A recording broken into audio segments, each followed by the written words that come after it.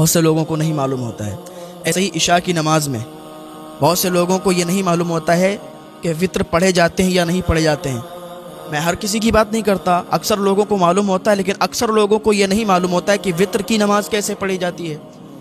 تو انہوں نے پہلی رکعت میں ایک سورت الحمد شریف کی اور ایک دوسری سورت پڑھی، دوسری رکعت میں الحمد شریف کی اور ایک سورت ملائی، اب تیسری رکعت آ گئی۔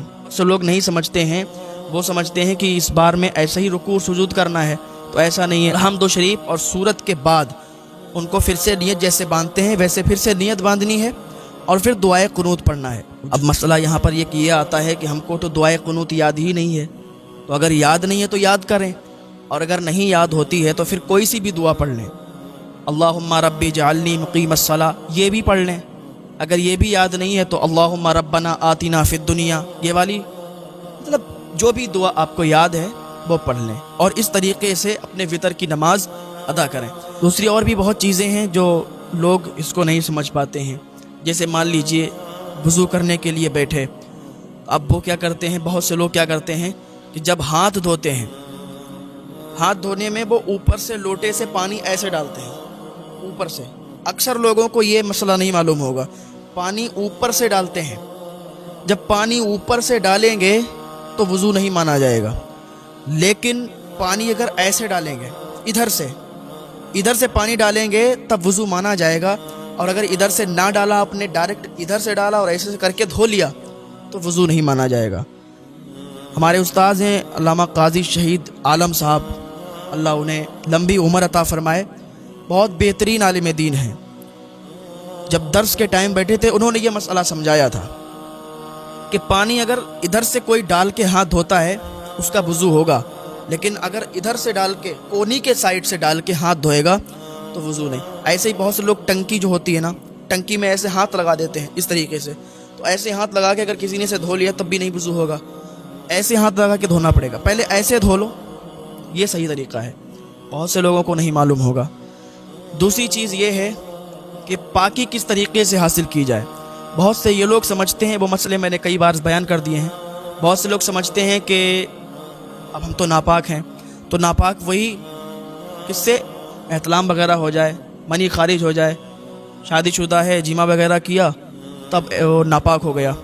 بہت سے لوگ جمعہ کو اس حالت میں چھوڑ دیتے ہیں جاڑے کے دنوں میں کہ ہم ناپاک ہیں، نہائیں گے کیسے، جاڑا لگتا ہے، تو اگر جاڑا لگتا ہے تو پانی گرم کر کے نہاؤ۔ دوسری چیز یہ ہے کہ اگر یہ 3-4 کام، احتلام، منی نکلی، جمعہ کیا، ان سے ناپاک بندہ ہے تب تو وہ غسل کرے گا، اور غسل کس طریقے سے، سب سے پہلے کلی کرے گا، یہ فرض ہے غسل کا، کلی کرے گا، کلی کرنے کے بعد پھر ناک میں پانی ڈالے گا۔ ناک میں پانی کیسے، ایسے نہیں، جیسے طریقہ ہے ناک میں نرم ہڈی تک پانی پہنچایا، ناک صاف کی، پانی بہتر طریقے سے پہنچایا، ناک صاف کی، اس کے بعد پورے بدن پر پانی ڈالنا ہے، پورے بدن پر پانی بہہ جانا چاہیے، کہیں پر کا کوئی بال بھی سوکھا نہ رہ جائے، اس طریقے سے وہ غسل کرے گا۔ بہت سے لوگ اسی میں ایک مسئلہ اور نکلتا ہے، بہت سے لوگ سوچتے ہیں کہ اب ہم نے غسل کر لیا، ٹھیک ہے، کپڑے وغیرہ پہن کے وضو بنا لیں گے۔ دیکھو، غسل جب آپ کرتے ہو تو وضو آپ کا بن جاتا ہے، غسل کر کے جیسے ہی آپ نکلے آپ کا وضو ہے، اب اس پر آپ کو وضو بنانے کی ضرورت نہیں ہے۔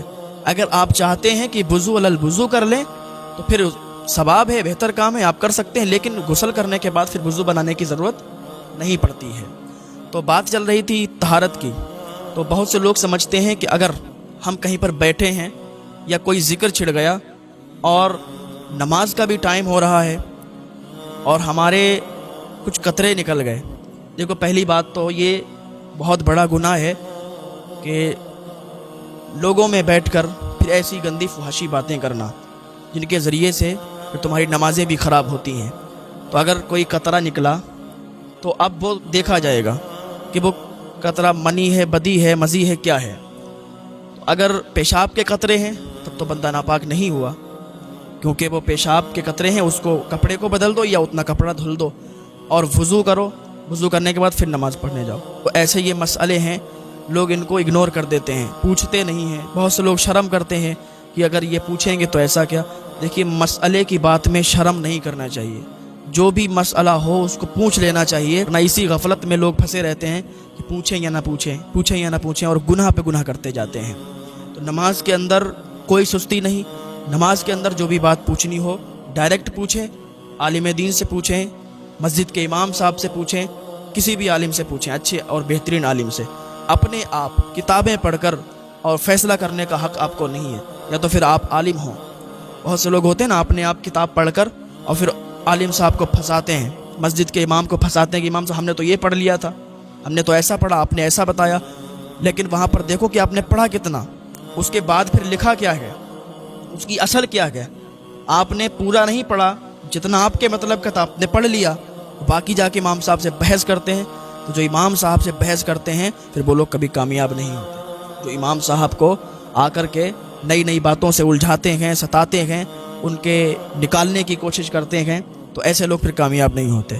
تو اپنے امام کی بھی عزت کریں, مسئلے مسائل پوچھیں, جو نامعلوم ہو اپنے آپ کوئی فیصلہ نہ کریں. سمجھ رہے ہیں؟ بہت سے لوگ نماز دیکھتے ہیں کہ کتنی کتنی غلط پڑھتے ہیں. تو ہر مسجد کے امام کو یہ چاہیے کہ اپنے یہاں پر یہ تقریر کا ماحول بنائے کہ مسجد کے جو نمازی ہیں ان کو مکمل نماز کا طریقہ پتہ ہو, مکمل وضو کرنے کا طریقہ پتہ ہو, مکمل طہارت کا, پاکی کا طریقہ پتہ ہو, یہ ساری چیزیں ان کو پتہ ہوں.